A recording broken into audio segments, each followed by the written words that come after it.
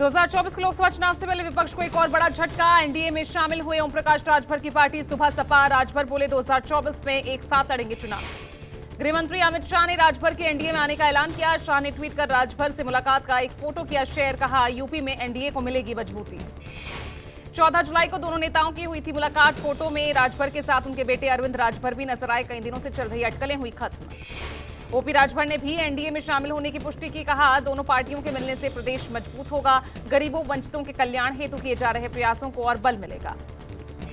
दोनों दल के मिलने से पूरे प्रदेश में एक बड़ी ताकत पैदा होगी और जो लक्ष्य है देश के प्रधानमंत्री माननीय नरेंद्र मोदी जी का कि गरीबों का उत्थान, कमजोरों का उत्थान, पिछड़े दलित अल्पसंख्यक का उत्थान, जो उनकी सोच है उस सोच को आगे बढ़ाने में बड़ी मदद मिलेगी।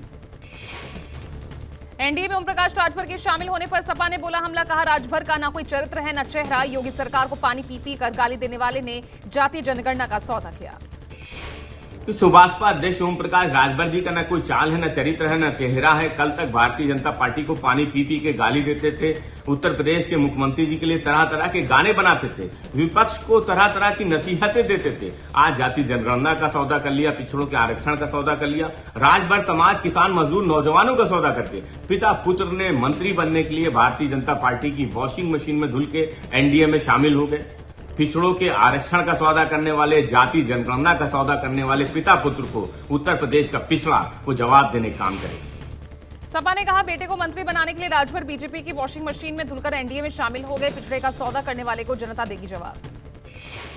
विपक्षी दलों की मीटिंग से पहले आपका मंथन। सूत्रों के मुताबिक अध्यादेश पर कांग्रेस के स्टैंड से आप नाराज। शाम 4 बजे बेंगलुरु मीटिंग में शामिल होने को लेकर होगा मंथन। 18 जुलाई को एनडीए की दिल्ली में मीटिंग। चिराग और मांझी समेत 19 दलों को एनडीए ने भेजा न्योता। शिंदे, शिवसेना, एनसीपी, अजित पवार ग्रुप को भी भेजा गया न्योता। 2024 से पहले बीजेपी बनाम विपक्ष का शक्ति प्रदर्शन। 18 जुलाई को विपक्षी एकजुटता की ताकत दिखाने के लिए बेंगलुरु में बैठक, तो दिल्ली में एनडीए ने भी बुलाई बैठक। बीजेपी अध्यक्ष जेपी नड्डा ने एनडीए की बैठक के लिए चिराग पासवान को चिट्ठी लिखी। नड्डा ने चिराग पासवान को एनडीए का महत्वपूर्ण साथी बताया। 18 जुलाई को बैठक में आने का न्योता दिया। विपक्ष की बैठक के लिए टीएमसी ने बदला रुख। अब बेंगलुरु में होने वाली विपक्षी दलों की बैठक में शामिल होंगी ममता बनर्जी। मोदी सरनेम मामले में सुप्रीम कोर्ट पहुंचे राहुल गांधी। हाई कोर्ट के आदेश को दी चुनौती। सजा पर रोक लगाने की मांग की। सूरत कोर्ट ने सुनाई थी 2 साल की सजा। 7 जुलाई को हाई कोर्ट ने निचली अदालत का फैसला बरकरार रखा था। गुजरात हाई कोर्ट में दोषी करार दिए जाने पर रोक लगाने से कर दिया था इनकार। यूपी के मेरठ में डीजे में करंट आने से 5 कांवड़ियों की मौत। कई घायल। हादसे के बाद गुस्साए लोगों ने रोड पर लगाया जाम। कांवड़ लेकर हरिद्वार से आ रहे कांवड़ियों का डीजे हाई टेंशन लाइन से जा टकराया। करंट लगने की वजह से 10 कांवड़िए झुलसे, 5 की मौत। जिनका इलाज चल रहा है और 3 लोग अभी सही सलामत हैं। सभी हॉस्पिटल्स में डॉक्टर्स की टीम, वरिष्ठ अधिकारी तैनात किए गए हैं और लगातार उनका पर्यवेक्षण किया जा रहा है और देखा जा रहा है कि सही तरीके से सभी का इलाज हो और बाकी की कार्रवाई भी, जो भी जरूरत की चीजें हैं वो सभी मुहैया करवाई। घटना के विरोध में कांवड़ियों ने सड़क को जाम किया। मौके पर कई थानों की पुलिस को बुलाया गया। भावनपुर क्षेत्र के राली चौहान गांव के पास हुआ हादसा। 28 जुलाई को 8वीं बार राजस्थान जाएंगे पीएम मोदी। नागौर जिले में सार्वजनिक रैली को करेंगे संबोधित। पीएम वीर तेजाजी के मंदिर भी जाएंगे। इस दौरान पीएम मोदी देश के 9 करोड़ किसानों के बैंक खातों में सम्मान निधि के 18,000 करोड़ रुपए भी करेंगे ट्रांसफर।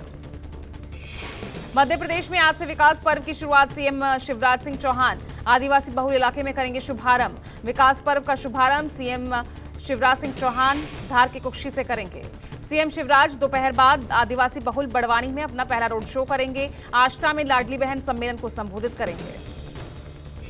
प्रदेश में कुछ महीने बाद विधानसभा चुनाव है। इस चुनाव में आदिवासी प्रमुख मुद्दा है, लिहाजा सीएम आदिवासी क्षेत्र धार जिले में विकास पर्व की करेंगे शुरुआत।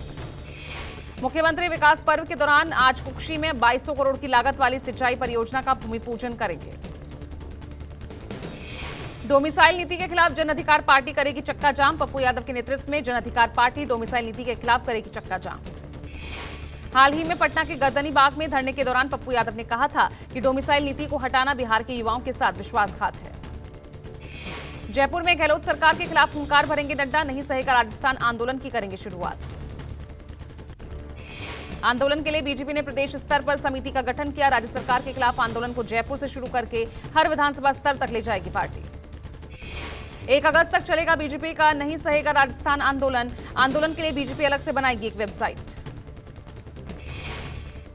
20 जुलाई से शुरू हो रहे मानसून सत्र को लेकर कांग्रेस ने कसी कमर। पिछली बार की तरह इस बार सत्र के हंगामेदार रहने के आसार।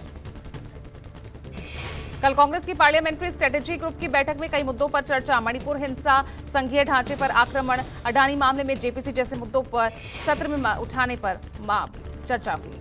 सत्र में कांग्रेस रेल सुरक्षा, संघीय ढांचे पर आक्रमण, महंगाई, पहलवानों से दुर्व्यवहार, अडानी मामले पर जेपीसी की जांच जैसे कई मुद्दों पर चर्चा करने की मांग करेगा।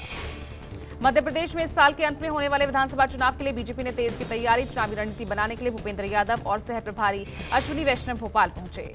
चुनावी प्रभारी भूपेंद्र यादव और अश्विनी वैष्णव सोमवार तक भोपाल में ही रहेंगे। चुनाव के लिए बनने वाली कमेटियों के नाम करेंगे फाइनल। दिल्ली में आज सुबह 6 बजे तक यमुना का जलस्तर 205.98 मीटर दर्ज किया गया। धीरे धीरे कम हो रहा है यमुना का जलस्तर। दिल्ली के ITO, Rajghat, ISBT, Mathura road समेत कई इलाकों में अभी भी पानी भरा हुआ। दिल्ली में 2 वाटर ट्रीटमेंट प्लांट से पानी निकाला गया। मशीनों को संगाने की प्रक्रिया जारी है। सब कुछ ठीक रहा तो आज से शुरू होगी वाटर सप्लाई।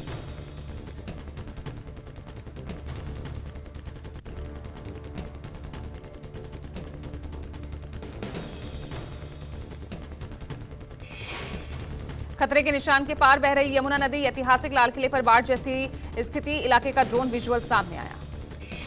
मजनू का टीला से कश्मीरी गेट जाने वाली सड़क पर यातायात बंद। उफनाई यमुना के पानी में डूबा मार्ग। दिल्ली एनसीआर से सटे नोएडा में यमुना के पानी से कई इलाके जलमग्न। नोएडा के सेक्टर 135 में दिखा भारी जल जमाव। पानी हुई दिल्ली के लिए अब पानी मुसीबत बनता जा रहा है। यमुना में भले ही स्तर लगातार कम हो रहा हो, लेकिन सड़कों पर पानी का स्तर बिल्कुल भी कम होने का नाम नहीं ले रहा। और इस वक्त मैं राजघाट के ठीक सामने मौजूद हूं। देखिए स्थिति आपको अभी भी जस की तस नज़र आ रही होगी। लबालब पानी से ये पूरा इलाका जो है वो भरा हुआ है और रिंग रोड पर भी अभी काफ़ी पानी जमा है। यूपी के वाराणसी में यमुना का पानी बढ़ा। नदी किनारे बने छोटे मंदिर और घाट पानी में डूबे। वाराणसी में गंगा के घाट और छोटे मंदिर डूबे। यमुना नदी का जलस्तर बढ़ने से दिल्ली के कई इलाके जलमग्न। आईएसबीटी से सीलमपुर यमुना ब्रिज की ड्रोन तस्वीरों में दिखाई यमुना का कहर। दिल्ली के सिविल लाइन इलाके में अभी भी जल जमाव। यमुना का जलस्तर कम हो रहा, लेकिन खतरे के निशान से ऊपर बह रही है यमुना। दिल्ली की आईटीओ पर यमुना के पानी से जल जमाव। लोगों को आने जाने में हो रही भारी परेशानी। दिल्ली में यमुना का जलस्तर फिलहाल कम हुआ है, लेकिन बाकी जगह पर बाढ़ जैसे हालात बनते हुए अभी भी नजर आ रहे हैं। फिलहाल अगर आईटीओ की बात करें, राजघाट की बात करें, इसके अलावा कई सारे ऐसे इलाके हैं जो यमुना से सटे हैं, वहाँ पर अभी भी जल भराव की स्थिति है। देख सकते हैं कि इस तरीके से तमाम लोग जो हैं वो यहाँ पर इस जल भराव की स्थिति से जूझते हुए नजर आ रहे हैं। दिल्ली के कश्मीरी गेट इलाके में पानी भरा है। बारिश और उफनाई यमुना के पानी से दूर दूर तक दिखाई नहीं दे रही सड़क। जम्मू कश्मीर के पुंछ इलाके में बारिश का कहर। भारी बारिश की वजह से मेंधीर बाजार जलमग्न हुआ। झमाझम बारिश के बाद हरिद्वार के रिहायशी इलाके में घुसा मगरमच्छ। जलमग्न इलाकों में लोगों की दुश्वारियां बढ़ी। हिमाचल प्रदेश के मशहूर पर्यटन स्थल मनाली में भारी बारिश। बारिश और सैलाब से मनाली में अब तक भारी नुकसान। उत्तर प्रदेश के आगरा में यमुना नदी में तेजी से बढ़ रहा जलस्तर। लगातार जलस्तर बढ़ने से लोगों और प्रशासन की चिंता बढ़ी। दिल्ली सरकार में मंत्री आतिश ने लोहे के पुराने पुल पर बने रिलीफ कैंप का दौरा किया। अधिकारियों को दिए जरूरी दिशा निर्देश। बागेश्वर महाराज धीरेन्द्र शास्त्री और कथावाचक देवकी नंदन ठाकुर दिल्ली पहुंचे। पीतमपुरा में पथमेड़ा महाराज गौ ऋषि दत्त शरणानंद जी से की मुलाकात। गौ सेवा और गौ संरक्षण के लिए पथमेड़ा महाराज के समर्पण पर बाबा बागेश्वर ने गौ सेवा को श्री कृष्ण सेवा बताया। पटना के बेउर जेल में कैदियों ने जमकर किया बवाल। सूत्रों के मुताबिक अनंत सिंह के समर्थकों और दूसरे कैदियों के बीच जमकर मारपीट हुई। दो गुटों के बीच मामूली बहस के बीच मारपीट तक पहुंची बात। सुरक्षा कर्मियों के बीच बचाव के बाद मामला शांत हुआ। दिल्ली की आईजीआई एयरपोर्ट पर शुरू हुआ देश का पहला एलिवेटेड टैक्सी वे। हवाई यात्रियों के समय की होगी बचत। भारत में बन रही दुनिया की सबसे चौड़ी सुरंग। ये मुंबई पुणे एक्सप्रेसवे पर बन रही सुरंग का 70% काम हो गया पूरा। केंद्र सरकार ने तेल कंपनियों को दिया झटका। पेट्रोलियम क्रूड पर फिर लगेगा विंडफॉल टैक्स। आम लोगों को महंगाई से बड़ी राहत। 8 साल के निचले स्तर पर 4.12% पर आई। लगातार तीसरा महीना महंगाई दर नेगेटिव में आई। लापाल्मा के कैनरी द्वीप पर जंगल में लगी आग। आग से सैकड़ों लोग पलायन के लिए मजबूर। क्षेत्रीय अध्यक्ष ने कहा आग ने पहले ही 11 घरों को नष्ट कर दिया। दक्षिण कोरिया में मूसलाधार बारिश से हजारों लोग बेघर। घर को खाली करने पर मजबूर हुए हैं। 22 लोगों की मौत है, 14 लोग लापता। लुइसियाना के प्लॉक्विमाइन में एथिलीन ऑक्साइड का उत्पादन करने वाली डॉव केमिकल प्लांट में विस्फोट। रूस के विद्रोही वैगनर ग्रुप के चीफ येवगेनी प्रिगोजिन को लेकर बड़ा दावा। एक पूर्व अमेरिकी अधिकारी ने कहा, वैगनर प्रमुख या तो जेल में हैं या फिर मार दिए गए हैं। इजराइल के डॉक्टर ने 12 साल के बच्चे की धड़ से अलग हो चुके सिर को सफलतापूर्वक जोड़कर चमत्कार किया। 19वें एशियाई खेलों के लिए भारतीय पुरुष क्रिकेट टीम का ऐलान। 15 सदस्यीय टीम की कप्तानी करेंगे ऋतुराज गायकवाड़। रिंकू सिंह, प्रभ सिमरन और जितेश शर्मा जैसे स्टार प्लेयर भी भारतीय स्क्वाड का हिस्सा होंगे। इन खिलाड़ियों ने आईपीएल में किया था शानदार प्रदर्शन। एशियाई खेलों का आयोजन 23 सितंबर से 8 अक्टूबर तक चीन के हांगझो में किया जाना है। साउथ एक्टर प्रभास और दीपिका पादुकोण की अपकमिंग फिल्म प्रोजेक्ट के नया पोस्टर रिलीज हुआ। फिल्म में अमिताभ बच्चन, कमल हासन भी निभाएंगे अहम किरदार। एक्टर अनुपम खेर ने अपने दोस्त सतीश कौशिक की बेटी वंशिका को किया बर्थडे विश। सोशल मीडिया पर पोस्ट के साथ अनुपम खेर ने एक इमोशनल नोट भी लिखा। एक्ट्रेस अनन्या पांडे के बॉडीगार्ड ने फैंस को दिया धक्का। वायरल वीडियो में एक्ट्रेस ने बॉडीगार्ड को धक्का देने से रोकते हुए फैंस के साथ ली selfie. Tragedy queen Meena Kumari की बायोपिक में नजर आएंगी कृति सेनन। फिल्म में डायरेक्टर के तौर पर डेब्यू करेंगे मनीष मल्होत्रा। एक्ट्रेस तमन्ना भाटिया की वेब सीरीज जी करदा की सक्सेस पार्टी एंजॉय करती नजर आई। वीडियो में तमन्ना भाटिया ढोल नगाड़े पर जमकर डांस करती नजर आई। बांद्रा की लोकल मार्केट में शॉपिंग करते दिखी Sara Ali Khan. Down to earth nature को देखकर फैंस ने की तारीफ।